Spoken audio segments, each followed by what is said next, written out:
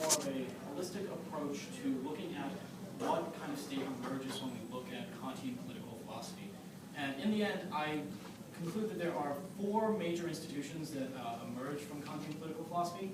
And I think that when we are doing historicizing as classical liberals, we do an injustice by leaving Kant out.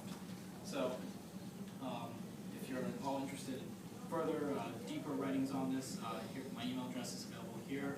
This is going to be a quick glossing, seeing as I only have 15 minutes. So just slayback@sas.upenn.edu.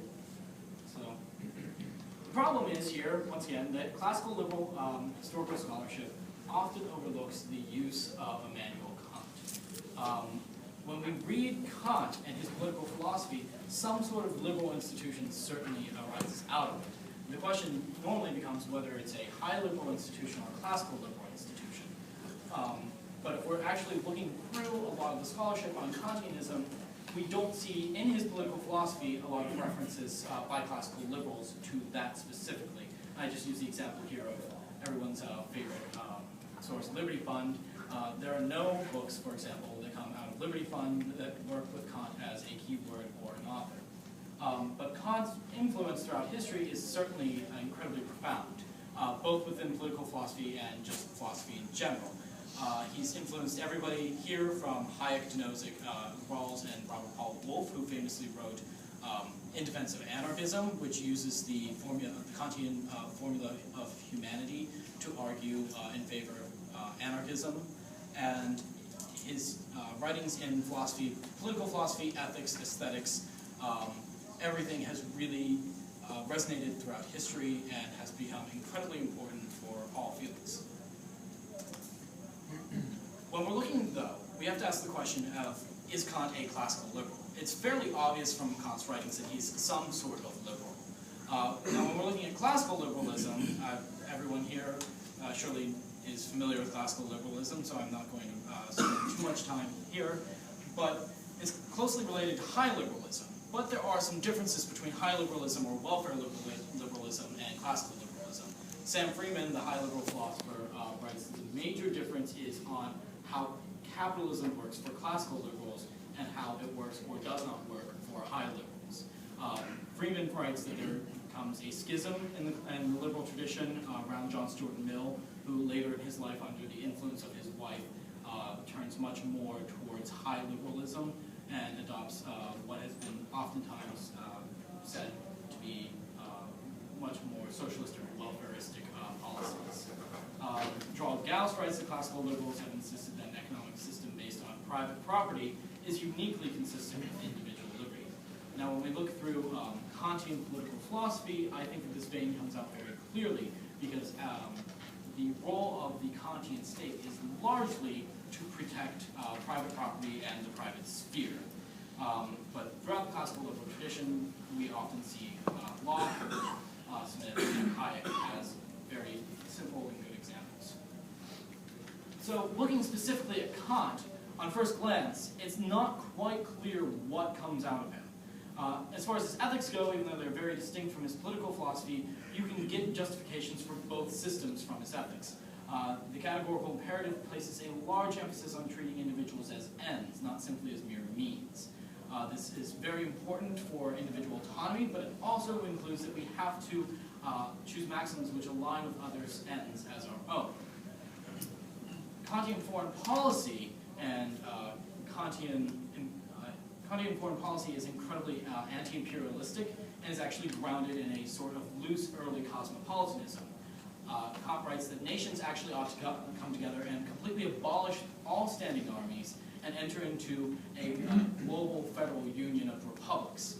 He's very specific not to argue for a global state, though, because a global state would actually collapse upon itself as parts of the state which are further away from the central government would not be protected as well and would eventually just schism off. His Perpetual Peace essay, it offers an early formulation of capitalist peace theory, where he writes that these nations oftentimes have to use capitalism and markets because the spirit of commerce will actually bring these countries together. And if the end of history, which for Kant was eventually perpetual peace, then we want to promote capitalism if that's going to end up actually promoting perpetual peace. This was one of his more grounded political philosophy writings, which was not so much grounded as much in rationalism as we see what comes out from the metaphysics of morals. His social contract theory is interesting, because in his social contract theory, as Boss noted, the state is formed to give a legitimate arbiter on property rights. Without entering into the social contract, we're more so in an Aristotelian state where there is no real justice. There's no just idea of justice to start with at all. But the role of the state is not to redistribute wealth to give people happiness. The role of the state is to make sure that you have enough of a sphere of your own so that you can eventually bring about your own happiness. No man has a right to wealth, just as no man has a right to happiness, writes Rice. And, of course, for many classical liberals, a distrust of political leadership is incredibly important. Kant noted in his lectures on ethics that princes have not contributed an iota of worth to mankind, and that his lectures did not concern them. So, it seems like there's a sort of classical Kant coming out, classical liberal Kant. However, there are a lot of contradicting statements throughout a lot of his writings, primarily his metaphysics of morals and his lectures on ethics. We see that he seems to laud a moral nature to the marketplace, but he also has this idea of commodification. If any of you are familiar with James Stacey Taylor's writings on steaks and kidneys, he goes through this extensively and shows how Kant actually has many contradictions within his own writings on commodification of human beings. He places a huge importance on property rights, but he also postulates that there's some sort of welfare net.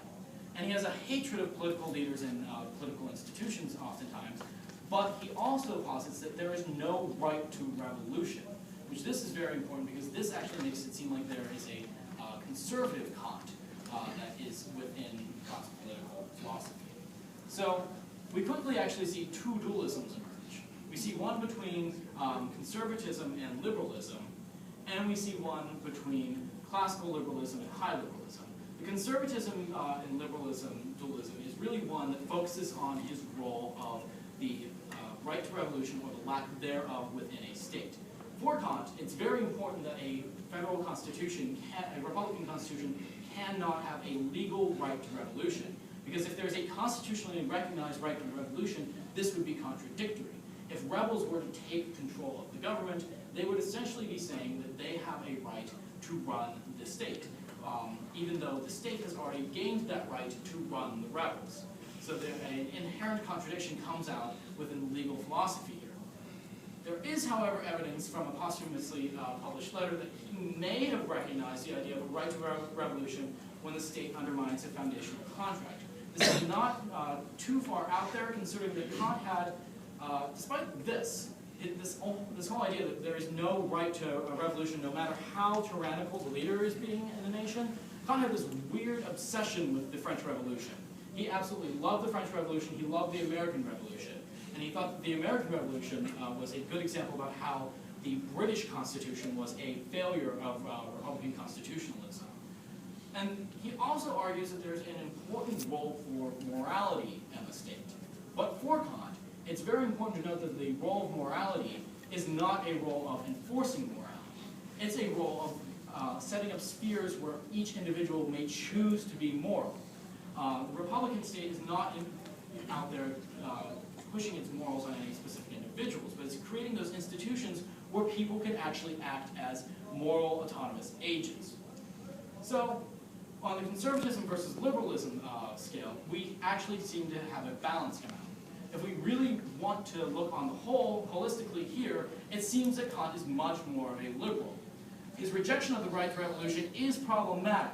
However, it's important to note that this is a rejection of the right to revolution in a legal sense, and he might actually be more wishy-washy on this than history and text lets us know right now.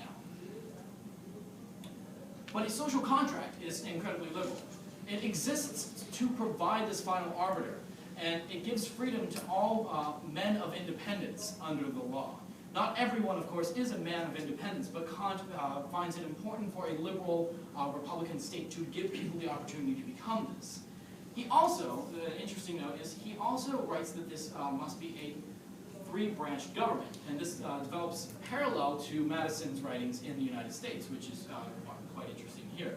And the legislative branch must hold the power to actually create the law, because if either the other branches try to claim that power, there's an inherent contradiction. And because the telos of history is perpetual peace, the democratic peace theory supports republics from going to war. So long as the representatives in the republic are democratically elected, that it is a liberal democratic republic, then it's less likely that they will enter into war. For Kant, perpetual peace, of course, is also incredibly important. He offers 6 very important points, plus 3 continual points which states may undertake to attempt to achieve perpetual peace. And many of these seem incredibly liberal, including the abolition of standing armies, the rejection of empire, the rejection of interfering using espionage in other nations, and the rejection of creating national debts for the hopes of building up future empire. But the state must also aim to become republican in nature, and it must enter into a global free union of states. So many republican states coming together to attempt to abolish their militaries and move towards perpetual peace. And we see a vein of loose cosmopolitanism in perpetual peace, where Kant writes that these states must treat all peoples with universal hospitality. What of course this means, Kant does not go and elaborate on this. But if there is some sort of baseline in which we have to treat people as their autonomous rational agents, then this can be a sort of loose liberal cosmopolitanism. Zach, quick question, clarification. No, we have a question Okay, later. sorry. Okay. And of course, for Kant, he writes that there is an importance for the liberal Republican state to create an equality of rights. He writes that the civil state, as an idea, capital I idea, regarded purely as a lawful state, is based on the freedom of every member, the equality of each other as being human beings, and the independence of each member. And then we, of course, see classical liberalism and high liberalism. Boss very well covered how Kant handles the welfare state, and it seems to be very similar to how bleeding heart libertarians or classical liberals might handle something such as Hayek's universal basic income, which is driven by a general rule. Because for Kant, this is not actually going out and creating a redistributive welfare state. It's actually something meant to protect the basic freedoms of all individuals. So we see the Kantian state begin to emerge. This dualism between high liberalism and classical liberalism actually collapses into itself. And the Kantian state has 4 prongs of protecting property rights, being cosmopolitan in nature, republican in nature, and enforces freedom under the law. For Kant, it is not the job of the state to redistribute wealth a priori. That cannot be rationally discerned. However, it can be rationally discerned that there will be some sort of small welfare net.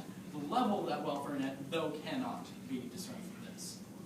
The cosmopolitan nature of the state is to help bring about this universal hospitality to all individuals. And since the end of history is peace for Kant, states will be regulated by their democracies and by their markets. So we see democratic peace theory and capitalist peace theory come out from Kantian cosmopolitanism. And for his republican state, it has to be 3-branched with a republican constitution, which will be entered into by the citizens and by the state itself. Now, one branch can claim supreme power here and usurp the power of the other branches, thus undermining the freedom and the stability of the state. And for freedom under the law, Kant's social contract is very controversial, and in the same vein as Hugo Grotius and Friedrich Hayek, in that freedom is viewed as equality and equal treatment under the law. Publicity for Kant is the ultimate freedom. If you must revolt against your state, you would use the pen. You would write against the state, and in the spirit of the Enlightenment, Kant believed that the truth would eventually reign supreme. So that is a look at how the Kantian state looks and how it hopefully seems similar to a classical liberal or a bleeding heart libertarian state. Thank you.